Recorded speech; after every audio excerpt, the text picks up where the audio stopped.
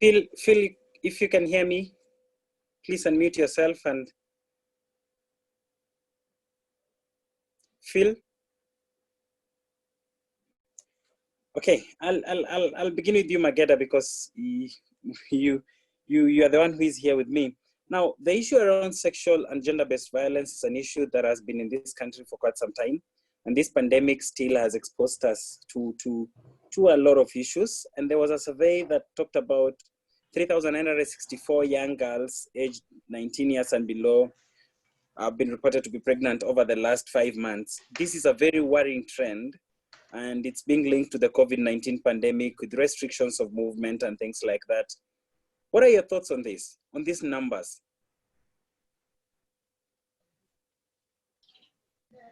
Mageda, please unmute. Sorry about that. So my thoughts on the issue is that it's a very saddening issue, and the statistics around 4,000 girls being pregnant during this past 5 months, numbers which are very high. Just to say that this has been an issue that was there well before the COVID-19 pandemic, but the pandemic has just lifted a lid on the fact that early teenage pregnancy is an issue in the country as a whole. And these are just the few numbers that have been reported and recorded during this period of time. So you really have to wonder and worry what was happening there before, and how girls are faring on, and what the society is doing, and what is happening for there to be such high numbers. Also, just to say that this survey is showing that these girls are pregnant, around 4,000 girls, but also not talking about how the girls got pregnant. Is it through perpetrators? We know that girls are not in school now. Girls and boys, schools are closed. And so is it through perpetrators at home, at these consensual relationships, at these conversations that we are having with our kids and our sisters and our brothers about pregnancy? And so a lot of things in my mind, a lot of food for thought for a lot of people, a lot of concern, and also just a lot of worry because of how the narrative is being put. We're really focusing and victimizing these girls, but to also say that as a society, we have failed in some certain way, because in the past 5 months, we're finding that there are 4,000 girls who are pregnant. We're not even talking about who got them pregnant. So a lot of things and a lot of concerns from my end, and worry really as this is coming out. Yeah. Thank you, Mageda. I want to bring in Faith. Faith, you have seen the numbers, and as we've said, this is a worrying trend, and it's something that should concern us as a country. What are your thoughts on this? And do you think it's being fueled because of the COVID-19 pandemic, the restrictions of movement, the curfew, and things like that? Yeah, first of all, I don't know if very many people know me as Faith, so Nafula. So it's like clear for everyone. But I think, thank you. I think first of all, teenage pregnancies and like the sexual and gender-based violence crisis has always been an issue, but I think it has definitely been exacerbated, or it's blown up during COVID-19, and of course it's a repercussion or a consequence of the situation as is. Yeah. And for me, to be honest, like what I've been trying to figure out is whether COVID-19 has just made it such that we are talking about the issue a lot more, because a lot more issues are coming to the forefront. It doesn't mean it's never been a concern. It's always been a concern. But particularly right now that children are at home from school, for example, or now that it's very clear that we have a reporting and response structures that are not very responsive to sexual and gender-based violence, because of this COVID-19 period has really just brought all these issues to the forefront. And I think I agree also with the person that just spoke before me, that the issue is also the fact that we are placing blame on everyone other than the failure of the system. We are blaming the children. There's a lot of victim blaming going on around, and that means that as opposed to solving the issue or talking about the issue, we are really just focusing on where can we place this blame? Who can we send it over to? Who can carry it? And that, for me, I think is one of the major challenges. Thank you, Nafula. Interestingly, when these numbers came out, Phil, this is for you. We saw some leaders. Yes, now Phil, you're good. We saw some leaders. Thank you, Phil. We saw some leaders specifically from a certain county coming out to say that these numbers are not the correct position of the numbers. And even in a county like Machakos, where the numbers were reported to be high, we haven't seen any reports of people being arrested, the perpetrators, or even the people suspected to be the perpetrators of some of these things in there, some of these vices in the society. What are your thoughts on that, Phil?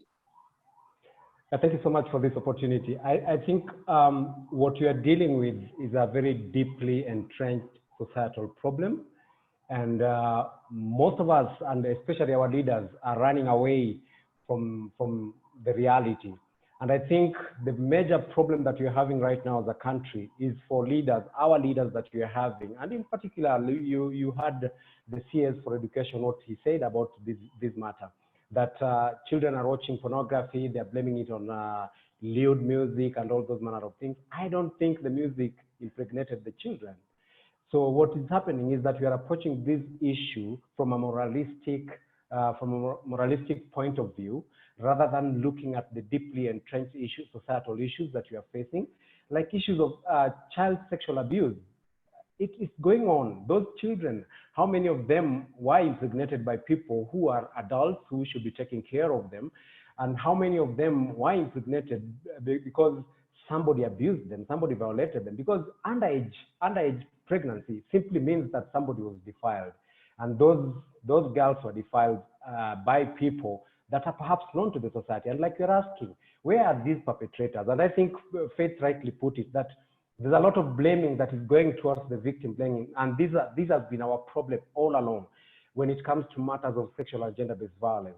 And until we can train our lives on the perpetrators and hold them accountable, then these issues will continue to, we are going to continue grappling with these issues until we shine our lights on the perpetrators. Because most of the time, or oftentimes, perpetrators go scot-free because nobody questions them. And the society looks like there's a social acceptance of sexual and gender-based violence, and particularly that is meted by men to women and children, and that therein lies the problem. So I know people talk about evidence-based solutions, evidence-based data, and all these manner of things, but one pregnancy, leave alone the 3,964, one pregnancy, one teenage pregnancy is one too many. And therefore, we need to start talking about these issues in ways that we don't look at it from, oh, I'm a Christian, I'm a Muslim, and therefore some of these issues that there's a way that I need to deal with it. Because even if children were watching pornography, I don't think that impregnates them. Even if they were accessing those crazy music that they're talking about, I don't think that will make them pregnant or that will make them want to become pregnant. But there is an abuser somewhere. There is a perpetrator, an assailant that is targeting and really focusing on these children because they know they're vulnerable, they know they're gullible, and therefore going after them. So where are these perpetrators? And that question, just like you're asking me, we are also asking ourselves that. And it's sad to see that the leaders who are supposed to be coming up with solutions to these systemic issues are actually again throwing back the ball to the people. Like for instance, talking about NGOs want to have these numbers hyped up so that we can teach comprehensive sexuality education in school. Maybe that would be the help. Yeah, and I think that's something that we need to do. Okay, thank you. Thank you, Phil. I want to bring in Njeri. Njeri, thank you for joining us this evening. And I know you work a lot with people who want to get support around issues of sexual and gender-based violence. My question to you would be, we have, apart from the free toll lines that we have from the government and other organizations, how can teenagers access support by reporting these cases? Njeri?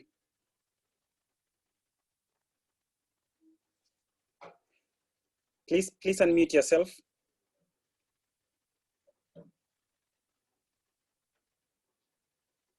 Njeri? Mute. Yes. Okay. Sorry about that. Yes. Please go ahead. Hello. Now, in regards to teenagers being able to other lines, right now we have other has one, Crowd has one, FIDA has another one. Of course, there's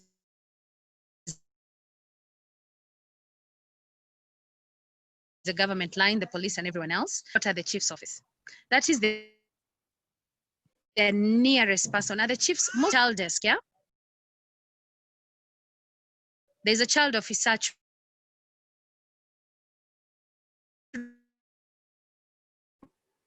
Sorry, Njeri. Children officer attached normally to chief camps. You cannot say random data that you are calling into a line. Actually go to the nearest chief camp. There's a children the next right step to do. Yep. Okay, thank you, Njeri. I want to bring in Nafula. Nafula, what are some of the systemic gaps that exist which affect the fight against sexual and gender-based violence? Hello.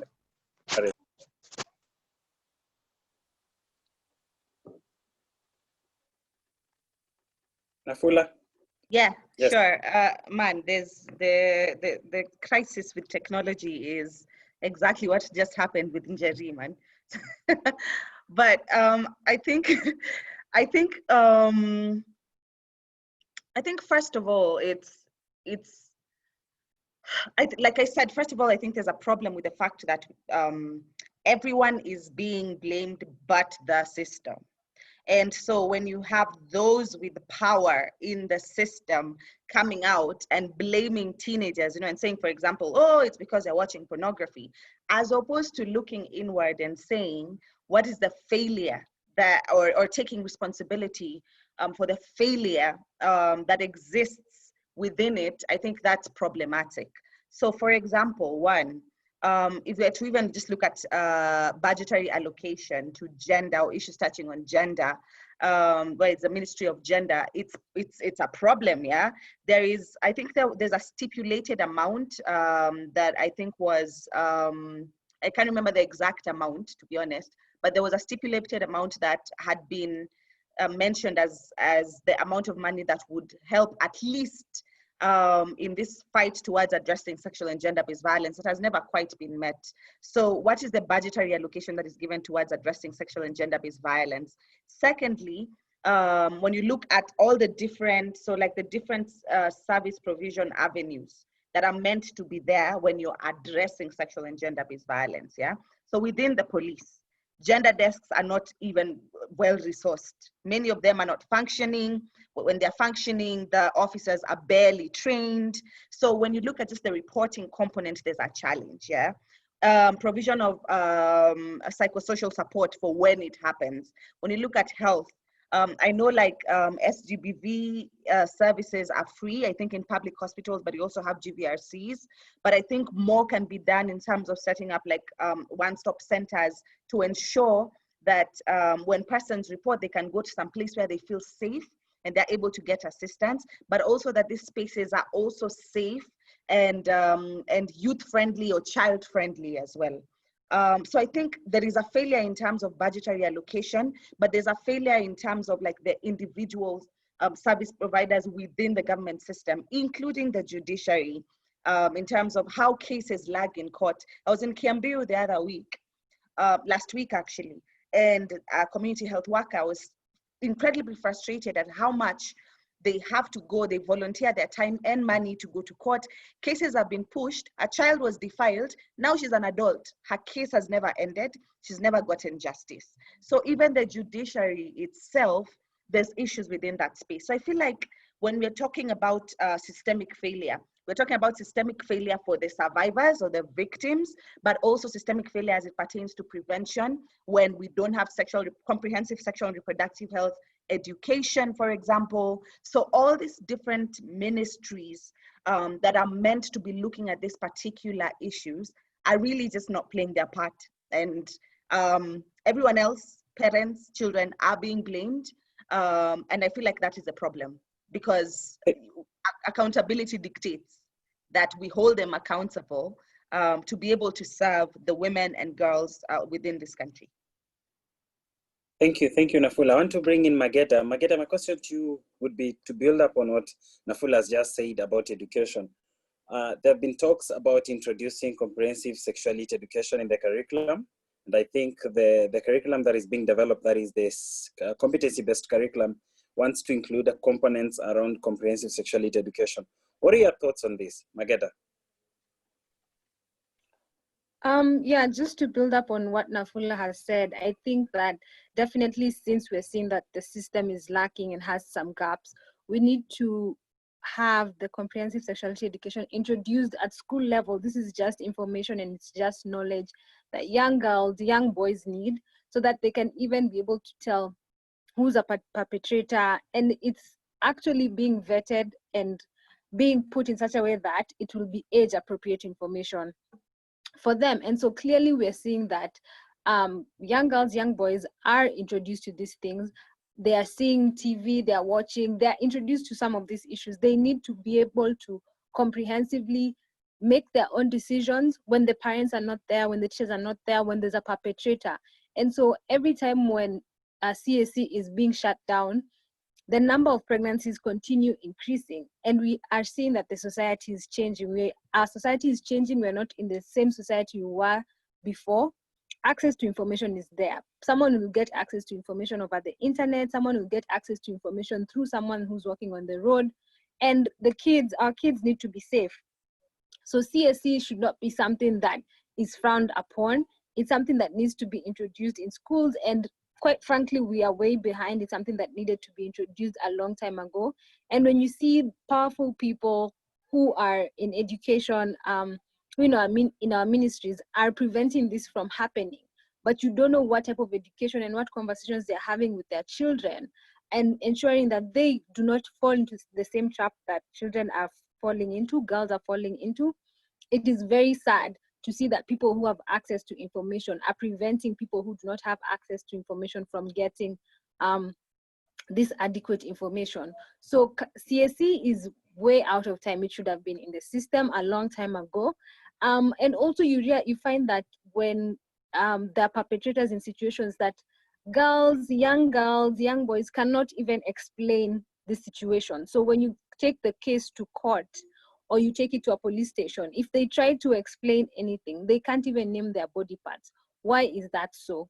This can be remedied through CSC and through having these honest and open conversations. And these conversations need to happen at school. They need to happen at home. Parents also need guidance on how to have these conversations with the kids. So it's a win-win for everyone. And it's just very surprising that it's something that's still being shut down to date, and still turning a blind eye and saying that, oh, this is something we don't need, that kids are trying to be sexualized. And let's keep it clear that also it's not even the young girls who are sexualized. There are people, perpetrators, older men in the society who are already sexualized. So these girls need to know what they're dealing with, and the consequences of sex, the consequences of relationships. What is a good relationship? When are you safe? When are you not safe? All these things can be addressed in CSC. Definitely it's a missing gap. Thank you very much, Mageda. I want to bring in Phil. Phil, as you answer this question, how is your organization involved in the fight against sexual and gender-based violence? And then as you explain that, I would want to hear your thoughts about how men and boys can be plugged into this conversation to push it forward. Yeah, thank you so much for that. But before I answer that question, could I also chip in and say another systemic issue is enforcement of our laws. Kenya has got very, very good laws, but how are they enforced? No, we have so many acts of parliament that have been passed, but nobody cares to even come up with policies on how to implement those laws on the ground.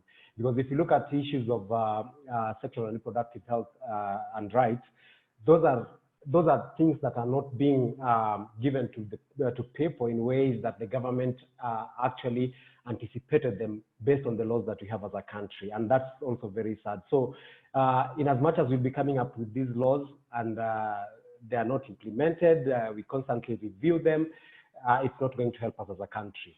Now, back to your question, when you talk about how our organization, I work for Advocates for Social Change Kenya, formerly known as Men for Gender Equality now, and our main entry point is engaging with men and boys in issues of gender equality and social justice. And even more so, at the heart of it is prevention, response, and protection on issues of sexual and gender-based violence. I think men must be at the core of addressing issues of SGBV. Why? Because if you look at data has it that the greatest percentage or majority of perpetrators of sexual and gender-based violence are men, including the fact that even when boys are violated, that is done to them by other men or by other boys of their peers and stuff like that. Therefore, and then the reason why we also must engage with men is because when we talk about issues of decision making, our society is a patriarchal society, and as it is right now, men are at the center of decision making processes. So if we don't engage with them, they will make decisions that will affect everybody else in the society. Just a while ago, we were talking about issues of sanitary towels or sanitary pads to the girls, and you saw that in the Committee of Parliament, we had everyone on that table we had men. They have got no idea about what sanitary pad is all about, but they are the ones making decisions on how that is going to be dispensed and all those manner of things. So we must deal with that issue and accept the fact that as it is right now, we are still grappling with the fact that men hold key decision-making positions, and if we don't engage with them, then they are highly likely to make decisions that will affect everybody, and particularly women and children, in ways that are negative, in ways that they only understand, in ways that make them feel that because of the power that they have and the influence, they will only be making decisions that affect them. So it's important to bring them on board so that they are able to understand, because sometimes these decisions that they make on those tables are decisions that they don't really have an idea of how it's going to affect the women and children in our society. And then for the young boys, we must engage with them because we want to bring a paradigm shift. We want to create the new normal so that the boys, as they grow up, as they grow into adulthood and becoming men, they have a different perspective and different ideas of and perceptions around even women, how they perceive women as it were. Because right now, what we are dealing with is that when we talk about issues of sexual and gender-based violence, first and foremost, they are justified, they are rationalized, and then they are accepted by the society. And justification here comes because when somebody has been raped or defiled, for instance, the first question will be, where were you? What kind of dress were you wearing? Who are you with? Oh, then if that's the case, then you deserve, it's like you deserve to be violated based on certain conditionalities that are sanctioned by the men. So it's important to bring men on board because, and another thing that we must also talk about when we engage with men and boys is the fact that men must get to a point where they look at women as human beings rather than not competitors or as subjects to them as men. And therefore, these are things that we must deal with. Because when you talk about SGBV, it's about gender inequality, it's about abuse of human rights, it's about misuse of power or abuse of power. And a lot of times, when we talk about men, we know we are talking about power that they have that has been given to them by the societal structures that we have. And if we want to deal with the deeply entrenched societal issues, then we have to deal with the people who are holding key positions, mostly men in our societies. And therefore, that's why we are addressing, we engage with men and boys. And I think it's important that we engage with them, not just to make them see the benefits of this engagement, but also to understand that when we are equal, to a certain level, and I want to believe when we have an equal society and an equal footing, then everybody else enjoys and it filters down to everybody else, and people can live and thrive and to realize their full potential. Thank you, Phil. And for those of you who are watching us on Facebook, please feel free to put in your questions, comments, or concerns on the comment box, and we'll be sampling them and giving and going through them during this discussion.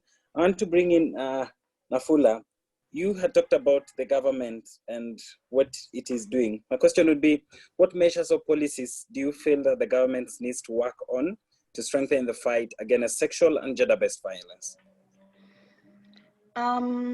I think, first of all, as it pertains to sexual and gender-based violence affecting teenagers. So when we're talking about this particular topic, which is teenage pregnancies, I think one of them would be we need to incorporate, or we need to include comprehensive, age-appropriate sexual and reproductive health education. That we cannot avoid it. This issue of tiptoeing around sexuality and looking at it as a taboo topic is really, I feel like it's been overtaken by time, because technology is there. Young people or teenagers are talking to their friends about sex, getting advice about sex and sexuality from their age mates, from the internet, from media, from anything other than a source that should be able to give them the right information. So this pretense that talking to children about sex will make them have sex is like saying, if I talk to you about, what example can I give? If I talk to you about ugali right now, all of a sudden you will want to eat ugali. It doesn't make sense. It's really dumb. So, so I think when we say that if we give teenagers information about sex, we're triggering them to have sex, it really doesn't make sense. The second thing is, I think policies around, I feel like the issue of defilement is a big issue, and sexual and gender-based violence, defilement falls within that category. So I think one of the things is definitely we need to stop with the victim blaming. I feel like our policies, like Phil said, we have really good policies. Implementation is a problem. And for example, the Sexual Offences Act provides for the creation of a sexual offenders registry.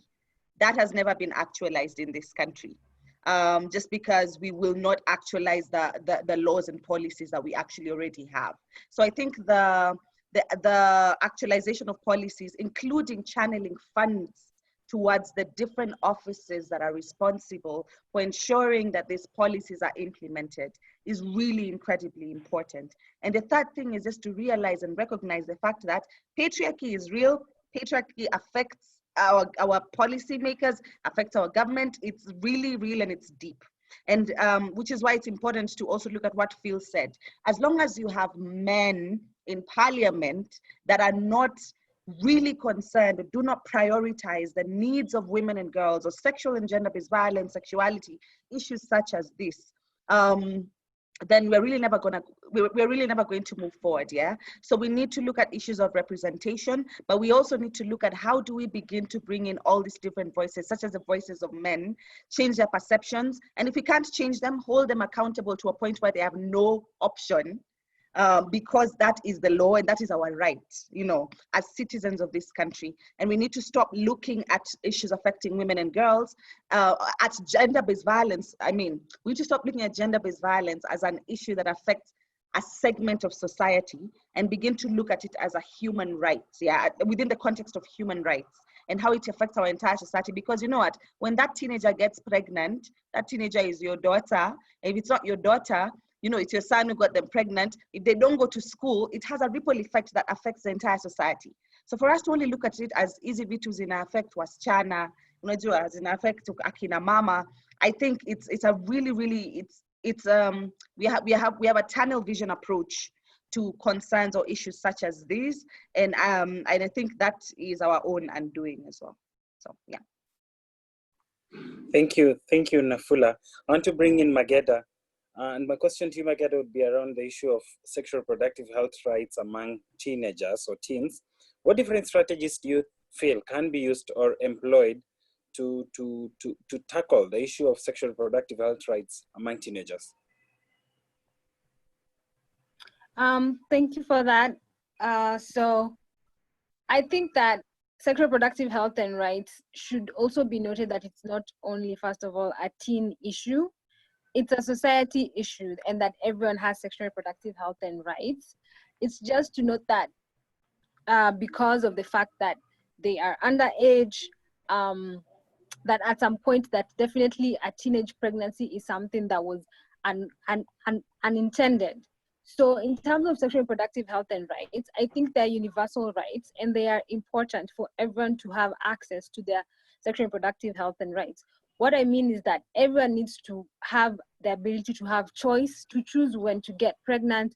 Everyone needs to have the ability to have access to information, all sexual and reproductive health information in the country, regardless of your social status, regardless of whether you are a person with disabilities, regardless of who you are in the society, regardless of whether you're female or male or howsoever you define yourself, sexual and reproductive health should be a right that everyone should access and everyone should get.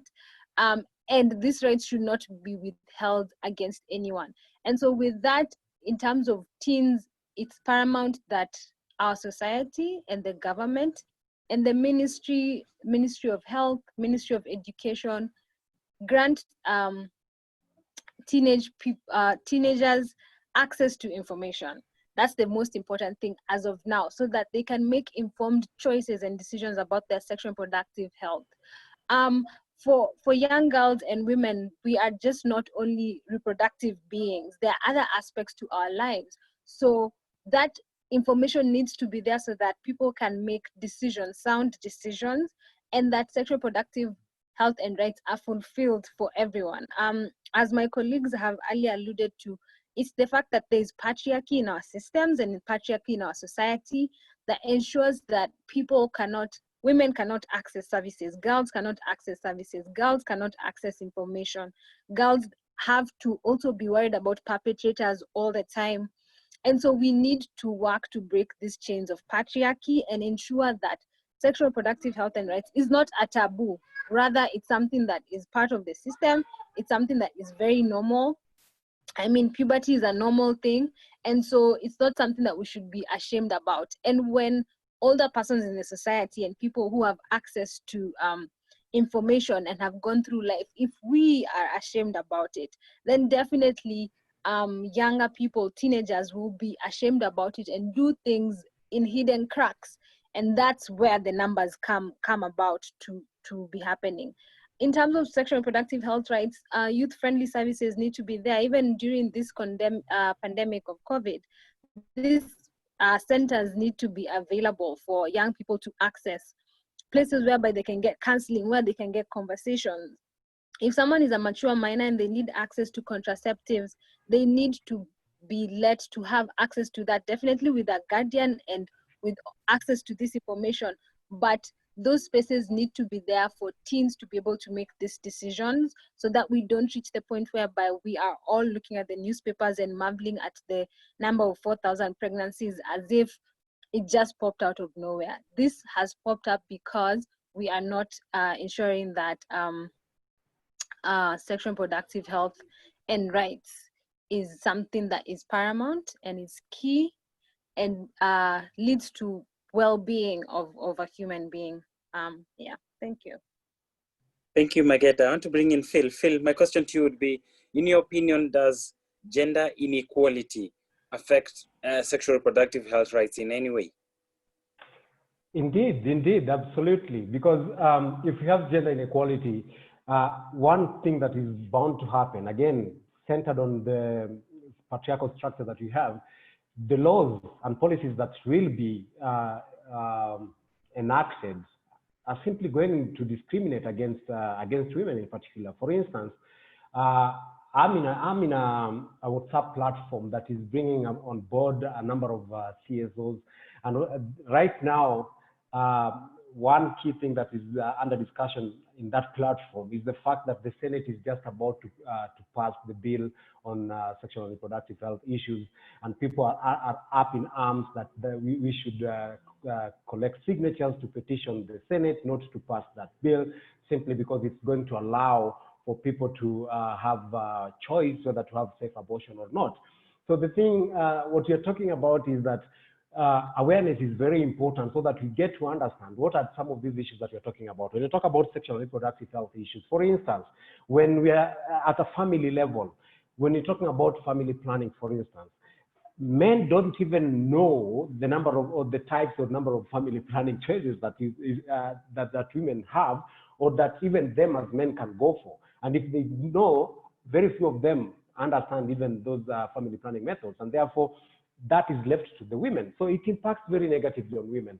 And then, for instance, and very quick one, if a woman decides to choose a particular family planning method, for instance, and then all of a sudden we know that the implications and consequences of some of these methods, she becomes bigger or fat, if I may use that word, and then the man will go like, oh, you've become fat, and that now becomes a problem within the family.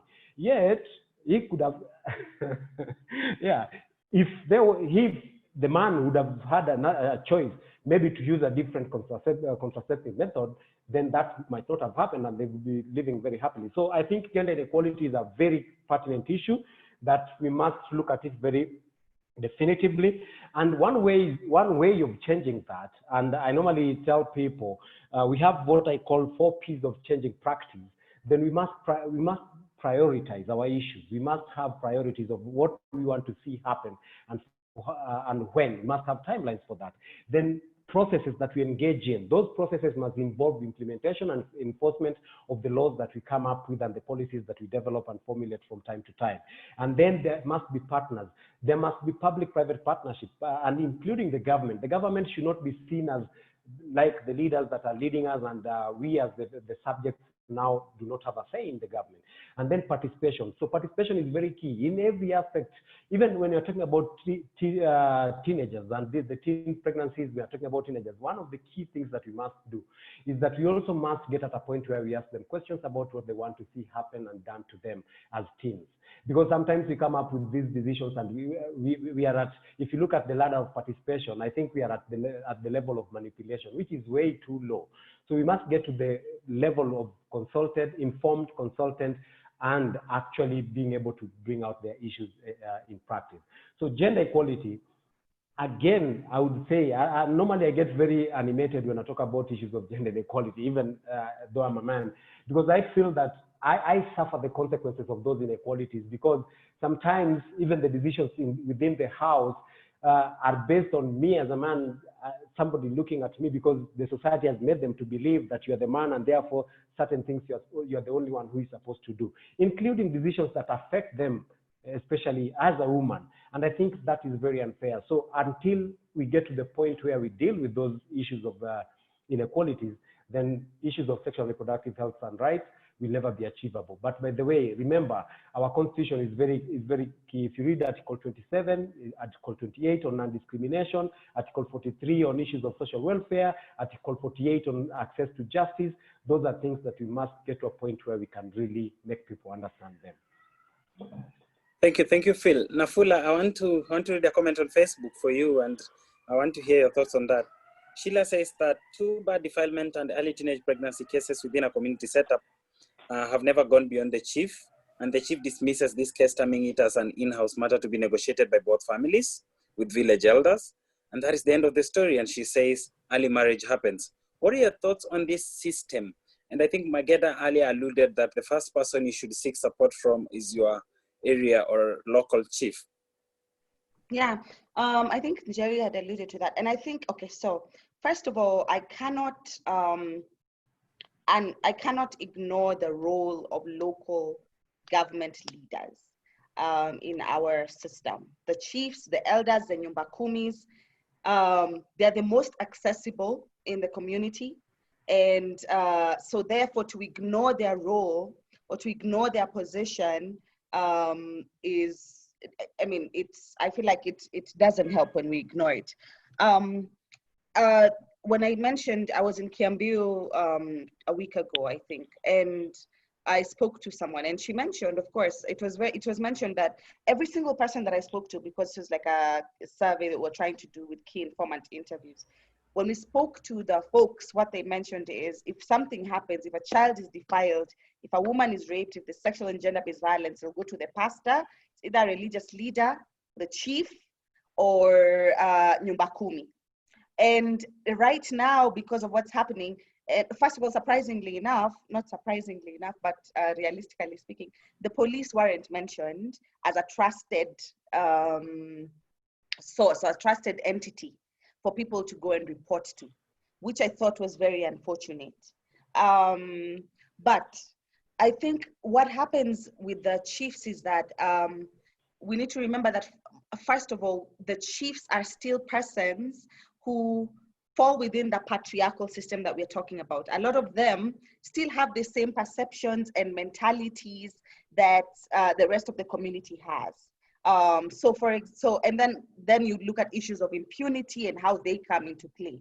So if a case is reported to a chief or a village elder, they determine that no, this issue should be resolved in-house and shouldn't go outside to court, you know, and we'll just pay this amount of money will be exchanged, and then they'll say, mtoto sasa apelekwe na akae huko, ama we mzee sasa bibi we chukua mtoto utoke hapo.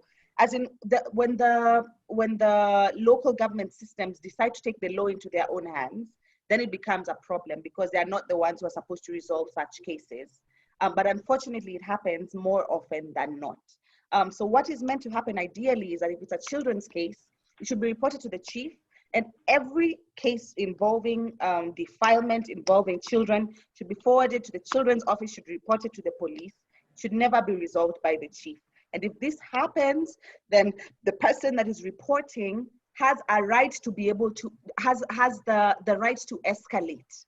I think that's important for persons within the community to know that it is illegal and it is wrong for the chief to take these cases into their own hands. When it comes to sexual and gender-based violence cases, now that becomes a bigger problem because when they're taken to a religious leader and a religious leader says, ini mambo ya nyumbani, rudini nyumbani muombe, you know, that's that happens, and that's also a problem, you know. But like I said, their responses are shaped. Let me interrupt you and ask you this question, because you brought it up about religious leaders. What role do religious leaders have to play in this discussion around sexual gender-based violence? Yeah.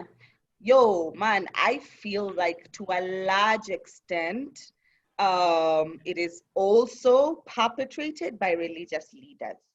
I think I've met some really spot on, some really good religious leaders that believe in gender equality, that believe in and would be that would be able to look at gender equality, for example, and say that if this and this is happening within the home, you shouldn't stay in that situation, and they'd be able to advise the person, the victim, to go to the police, seek assistance, or sometimes even report on their behalf. And I'd like to state that, first of all, that I've met some religious leaders that were I know some who are even in the space and in the movement, some bishops who are in the movement.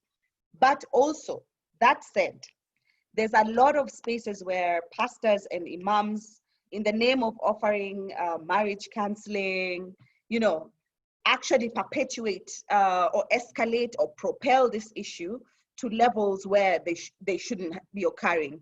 And that is where they say, for example, this issue should be resolved at home. You know, I will just cancel you, stay there, you know, and that happens. And the thing is, our community, our society, as Kenyans, as Africans, who do we trust? One, we trust religious leaders because religion that's the first thing we rush towards. So so in most cases, when sexual and gender-based violence is happening at home, when a child is being touched inappropriately at home, the parent will say, acha niende kwa pastor.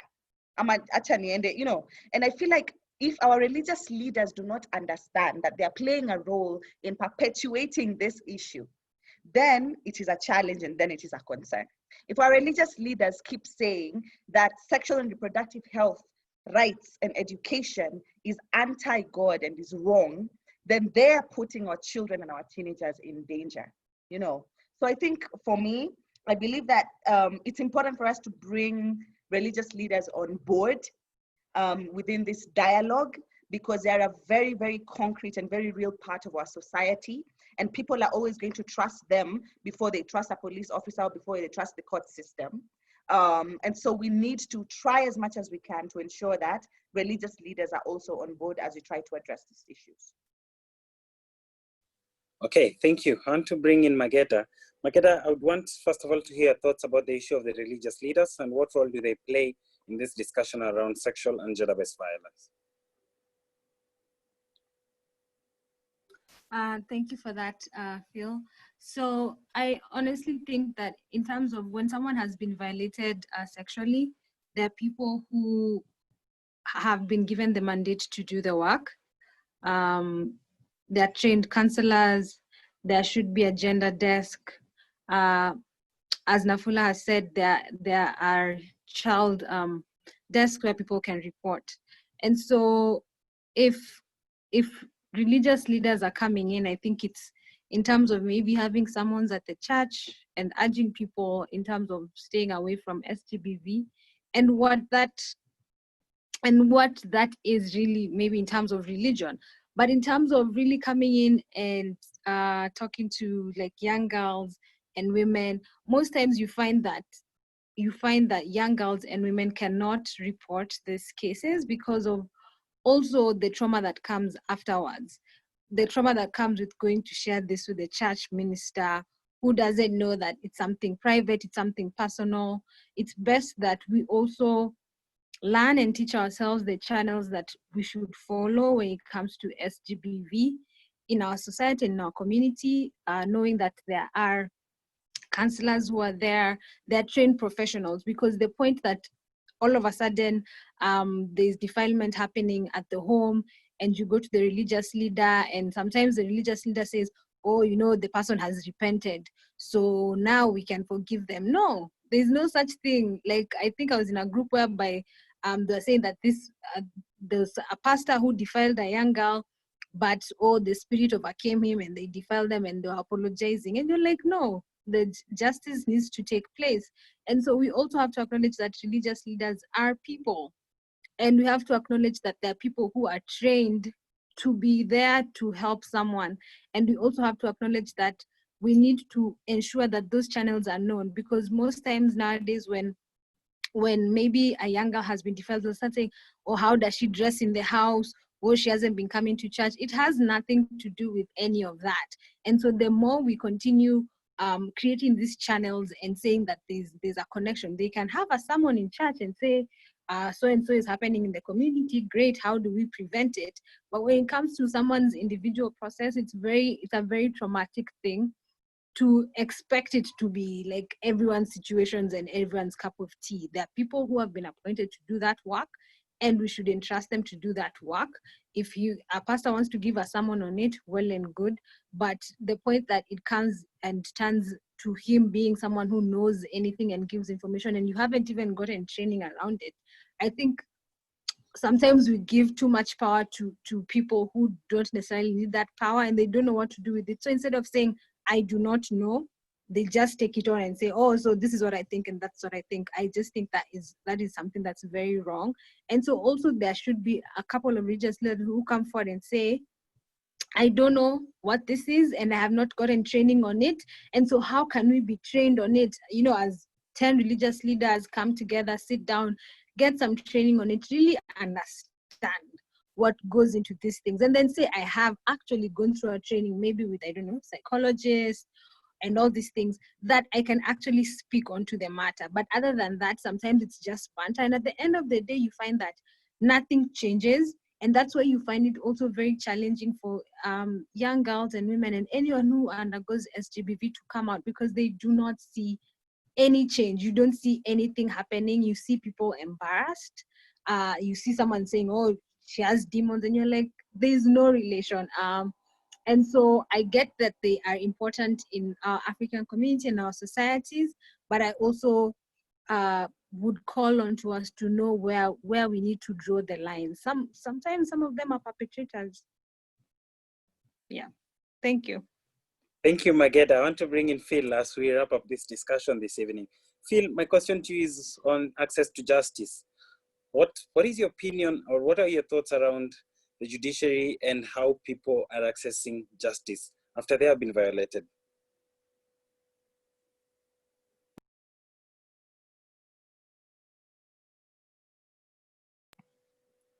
Phil, we can't hear you. So as Phil tries to sort that, I want to bring in Nafula. Nafula, why are you laughing hard at your friend? Nafula, there is a campaign called Zuia Zogo. Maybe you could shed some more light about it. What is it all about? Yeah. So Zuia Zogo is an advocacy campaign that we're running as Tunawiri, and we partnered with grassroots organizations and with WIACT, and it's about addressing the shadow pandemic, which is sexual and gender-based violence. And the reason why we called it a pandemic is because, one, we realize, it's the level at which it is affecting our society is absolutely ridiculous. It's not being spoken about enough, and it's not enough is being done about it. And also just the fact that there's this pandemic, which is COVID, but COVID has brought along with it consequences, such as the rise in sexual and gender-based violence, as a result, a rise in teenage pregnancies, and it just sort of like keeps increasing from there. So Zuia Zogo we have an online petition. It's on change.org, and we will also share the link. And what we're doing is we're asking government we're not asking really. The idea is, is it asking or demanding? Because again, we still look at it from the perspective of it is a right that government owes populations. Government owes women and girls and owes Kenyans these things. So we are saying we have 6 asks. Our first ask is around reporting structures. So we are saying that all the police stations, police stations should have gender desks. Gender desks should be well resourced and functioning fully. And that every county, going down, and it can trickle down, but every county should have clear response and referral and reporting structures for sexual and gender-based violence cases.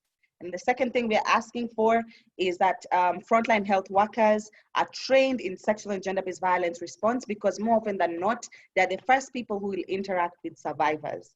So they should have basic training and access to an updated referral database. The database we have right now that has all the gender-based violence service providers is not updated. Half the numbers don't really work. So we need it updated so that any person, whether that's civil society organizations or service provider, or members of the community, when they access that database, it actually functions, but that health workers will be able to access it and it's working. The third one is the judiciary, that sexual and gender-based violence cases and defilement cases should be escalated, should be expedited as well, and addressed with the urgency that they deserve. The fourth one is that the Ministry of Education ensures that sexual and gender-based violence information is accessible to every child, particularly in the dispensation of curricula. Right now, there's dispensation online, there's dispensation on radio. So it's important that all the emergency contact information that has been shared, whether it's by feeder, whether it's a child helpline number, the counseling hotline number, is shared on all these different platforms and on text platforms as well. The fifth one is that was on quarantine facilities and ensuring that we have enough information on that there's an inquiry is done to understand the state of quarantine facilities, to ensure that they're conducive for all persons, including women and girls and all vulnerable populations. And the last one was on, what was the last one? Oh yeah, on shelters, to ensure, so right now, I think Makueni County is the only county that has a shelter that is being funded by the county government, and big up to them, that's amazing. Nairobi County only has a policy, I think, that they passed. We are saying that each of the 47 counties needs to have a shelter that is government funded. That is, honestly, that's not even a big deal. It's tiny, it's not even a lot of money. So that's something that should be prioritized, but government should also support existing shelters. Njeri, for example, has the number of survivors she has going to her shelter any given time is ridiculous. There's cases every single day. And so if we want to keep women and girls and children safe, then shelters and rescue centers need to be supported and fully resourced. So those are our asks to government, and that's what the campaign is about. We'd like signatures, and we are going to be sharing more information on other actions that can be done by the general population. Yeah. Thank you, Nafula. I want to invite Phil. Can you hear me? Phil, your question about the, yes, now you're okay. I had asked you a question about judicial access to justice. Access to justice, yes. Yep. And very quickly, I wanted to say, to step back and say, with regards to the cases ending at the chief's place, it's wrong, and I think my colleagues alluded to that. But I wanted to reference Article 159 sub-article 4, which talks of alternative dispute resolutions. And what that says is that any case that involves sexual and gender-based violence should never be resolved arbitrarily, whether by the chief or by religious leaders and all those manner of people that we have within our communities. And again, on issues of religious leaders, I think they should use their influence positively to bring about positive change in our communities and to bring about attitudinal change with regards to issues of sexual and gender-based violence and the perception of women and children in our society. And now, to access to justice. Like I said, Article 48 is about access to justice, and it says very categorically in our Constitution. It's a very short article that everybody has a right to access justice, and if any fee was to be charged, it must be such that it will not deny the person access to justice. But is that what we are seeing? We aren't seeing that. And how many people are even knowledgeable, do have that information that access to justice is their right? Not so many people know about these things. So what you're talking about is that we need to create more awareness, sensitize communities, sensitize women and children to know their rights and to know how to access justice.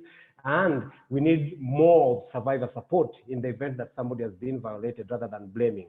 And I think it's good that Nafula spoke before me, and I don't want to mansplain.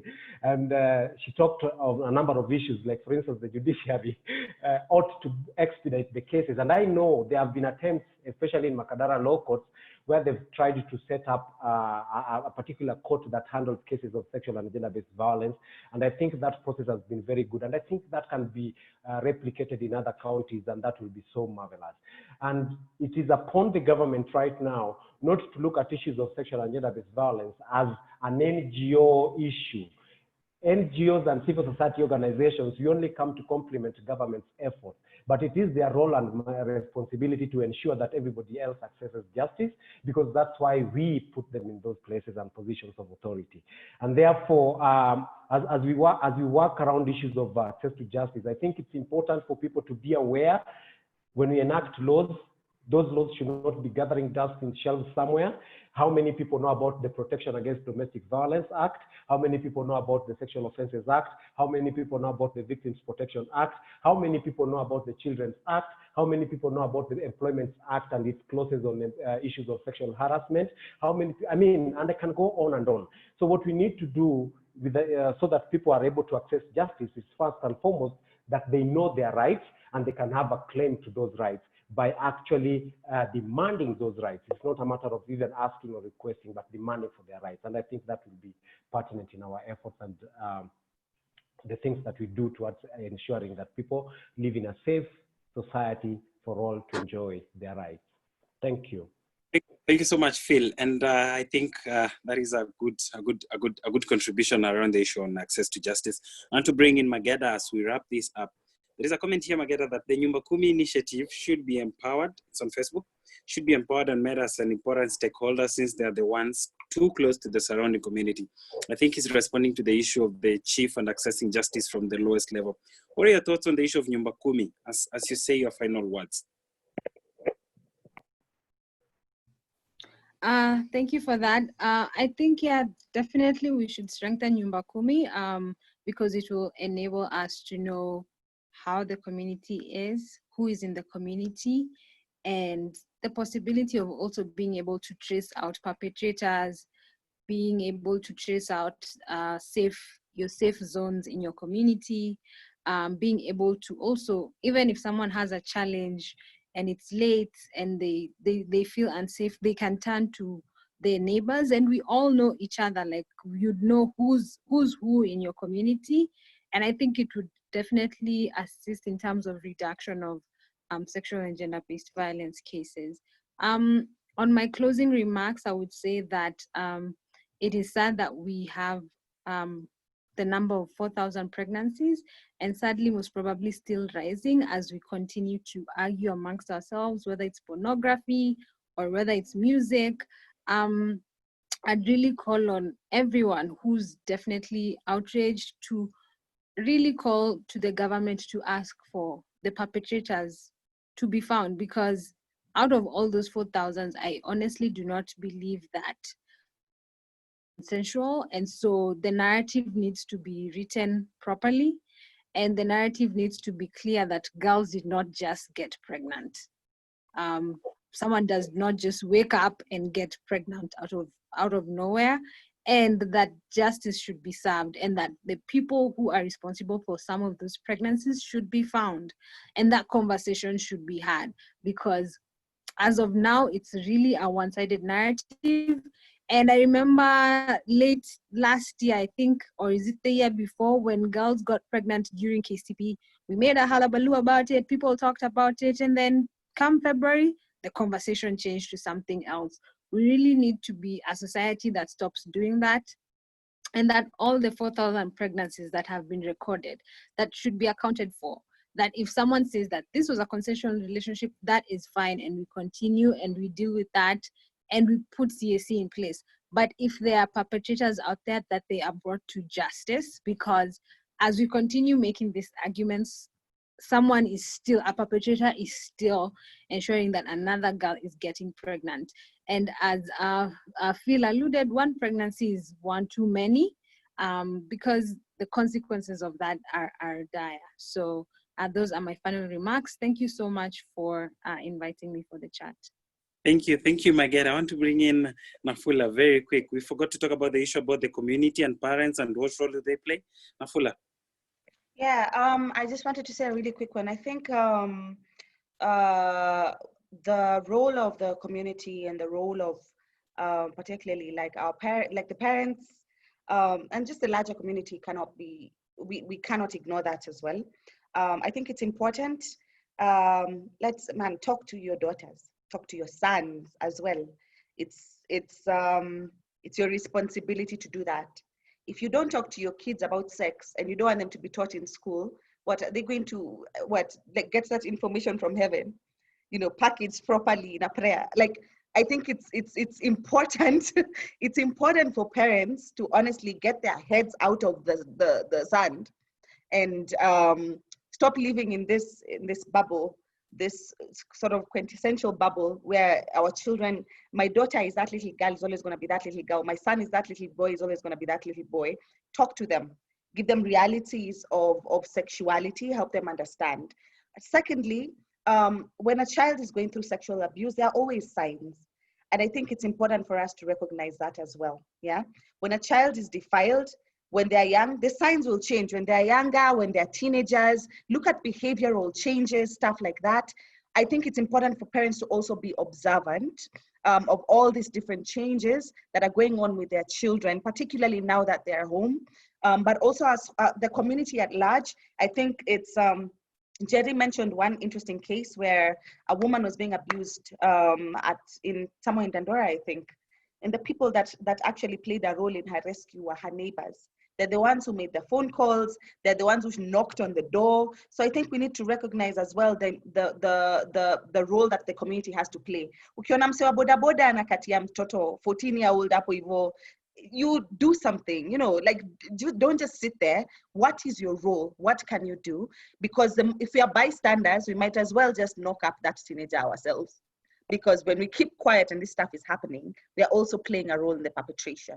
So for me, I think my wrapping up comments would just be to underscore, to overstate the fact that we all have a role to play as members of the community, as men, as women, as mothers, all those, and I hope that we can have further conversations around that.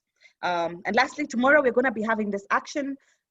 We are trying to get guys to take photos, particularly if you have an old school uniform, if you still fit in to your daughter's school uniform, or if you can give parental consent for your daughter to wear the school uniform and hold up a signpost written #NumbersDon'tLie or #EndTeenagePregnancy, #EndSGBV.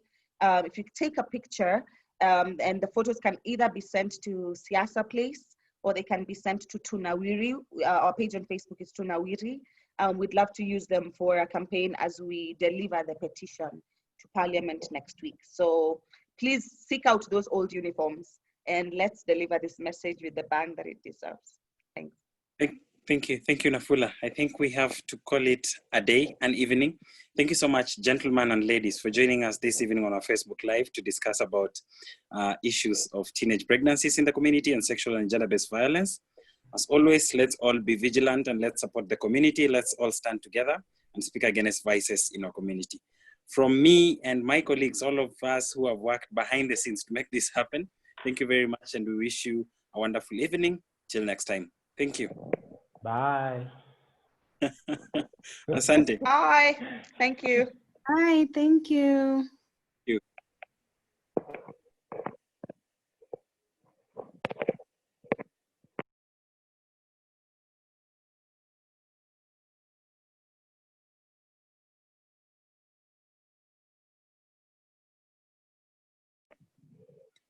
Grace.